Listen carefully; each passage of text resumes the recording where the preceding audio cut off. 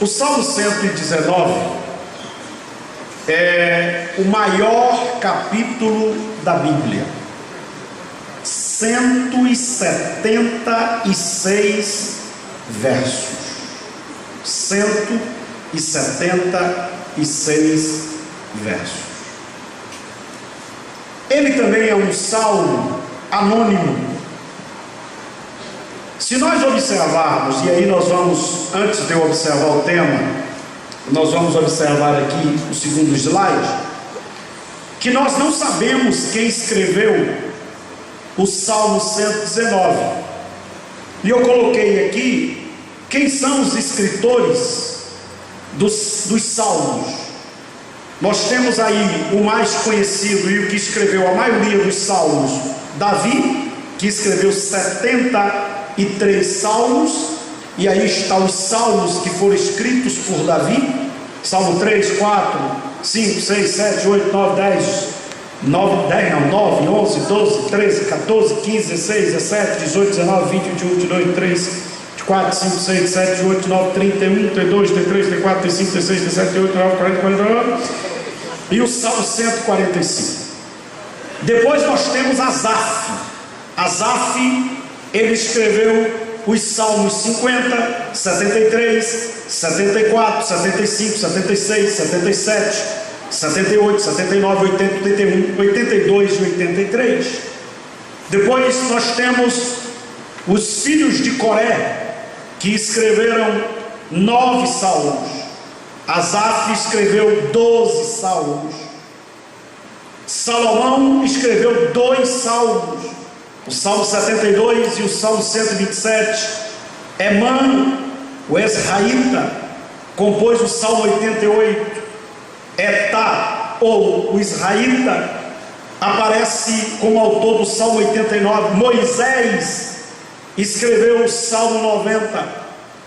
150 menos estes autores, sobram aí 51 salmos. 51 salmos que são anônimos. Não se sabe quem escreveu. O Salmo 119 tem algumas sugestões, entre elas Davi. Todo salmo anônimo, quando alguém um estudioso, ele se refere, o primeiro nome na lista é Davi. Mas existem nomes como Moisés, e existe um nome muito forte como escritor do Salmo 119, que é o Jeremias. Alguns estudiosos, eles defendem que quem escreveu o Salmo 119 foi Jeremias, após a destruição do templo, e ele escreve para motivar o povo a respeito do que deveria animar eles, que era a palavra de Deus. O certo é que nós, observando o Salmo 119, eu estava hoje estudando, e se não fosse o tempo, eu até pensei em fazer isso, estudar estrofe por estrofe, ou grupo por grupo. Aí nós passaríamos mais 22 terças-feiras estudando. A gente já tem 4 anos mais ou menos estudando o livro dos Salmos, passando mais 22, que seria quantos meses? 4, 4, 8, 4, 12, aí estudaríamos mais de 4 meses, fora os outros salmos até chegar aos 150. Então eu entendi que a gente deveria ministrar o capítulo inteiro, mesmo porque a gente ainda tem aí 31 salmos ainda para estudar, para que nós possamos passar para um outro livro da Bíblia. Nós já estudamos Tiago, nós já estudamos Neemias, nós já estudamos Esté, nós já estudamos Apocalipse. Qual foi o outro? Provérbios. E estamos há quase 4 anos aqui estudando o livro dos Salmos. Então eu entendi que seria interessante a gente ministrar o capítulo inteiro, mesmo ele sendo um capítulo grande. Mas se você observar, cada letra do alfabeto hebraico, que forma um acróstico, e que eles colocaram 8 versos para cada um, você vai observar que cada um tem uma mensagem extraordinária. Porém, quando eu fui observar no bojo geral do Salmo, ele está se referindo a um assunto. Então, mesmo tendo situações que são necessárias para o estudo, nós observamos que o conteúdo geral do Salmo 119 se resume em um assunto: a palavra de Deus, a poderosa palavra de Deus, as Escrituras Sagradas. Então eu coloquei como tema para a gente pensar o poder da palavra. Vamos repetir? 1, 2, 3 já? O poder da palavra. E eu coloquei essa imagem, e essa imagem ela diz tudo e responde muitas coisas que muitas das vezes acontece conosco, servos de Deus, e com a maioria, não vamos dizer a maioria, mas uma parte daqueles que são servos a Deus e uns que se dizem servos de Deus. Aí tem um prato, aí tem uma Bíblia aberta dentro do prato, e tem a ideia, né, para se alimentar, do garfo e da faca. E o dizer que está em cima e embaixo é: você é o que come. E isso aqui se aplica a tudo. Isso aqui se aplica à sua vida física, e à sua vida espiritual, e à sua vida emocional. Se você come coisa saudável, você é uma pessoa saudável. Hoje eu estava lendo um livro sobre a neurolinguística. Existe uma tese agora muito interessante, que ele trabalha sobre a ideia da neurolinguística, ou seja, a programação modelo.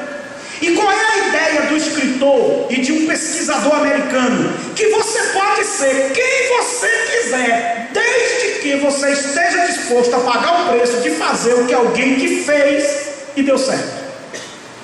Então ele está trabalhando, e eu estou começando a ler esse livro, e ele é interessante, que ele mostra o fundamento, que se eu quero ser uma pessoa de sucesso, eu vou olhar alguém que teve sucesso, e eu vou observar o que foi que esse alguém fez, e eu vou seguir o caminho dessa pessoa. Provavelmente eu também terei sucesso. Então, se estiver disposto a pagar o preço que a pessoa pagou, se estiver disposto a gastar tempo como a pessoa gastou, a pessoa pode chegar em uma possibilidade muito grande de ter sucesso também como aquela pessoa, que é a ideia da modelagem, do modelo. Eu observo um modelo e eu sigo este modelo. Quando nós observamos à luz da palavra de Deus, à luz da questão, vamos voltar para a física para depois a gente vir para o espiritual, a questão física: quantas pessoas estão com a saúde destruída pelo que come? A gente come mal e quer ter uma saúde boa. Existe gente que come tudo que não é para comer e quer ter uma saúde abençoada. Não, eu não sei o que está acontecendo. Eu acho que o diabo está se levantando, esse colesterol está alto, essa glicemia está alta demais. Não tem diabo não, é a boca mesmo. Não tem Satanás, é a boca mesmo, é o garfo, é o prato, é o que você cozinha, é o que você bota na mesa. Então, o que você come vai determinar quem você é. No aspecto espiritual, também. Existem muitas pessoas que se dizem crentes, existem muitas pessoas que estão na igreja há anos e anos, mas eles não têm uma dieta bíblica. E quando eu falo de uma dieta bíblica, eu não estou falando de alguém que vem para o culto. Você observa que existem pessoas que têm dificuldade de ouvir a palavra, quanto mais de ler a palavra diariamente. Existem pessoas que ela está na igreja animada para tudo, menos para a palavra. E por causa disso, algumas igrejas e alguns líderes foi diminuindo o tempo da palavra, foi colocando entretenimento no culto, porque o entretenimento faz a gente ficar envolvido. E esse entretenimento ele pode ser de várias formas.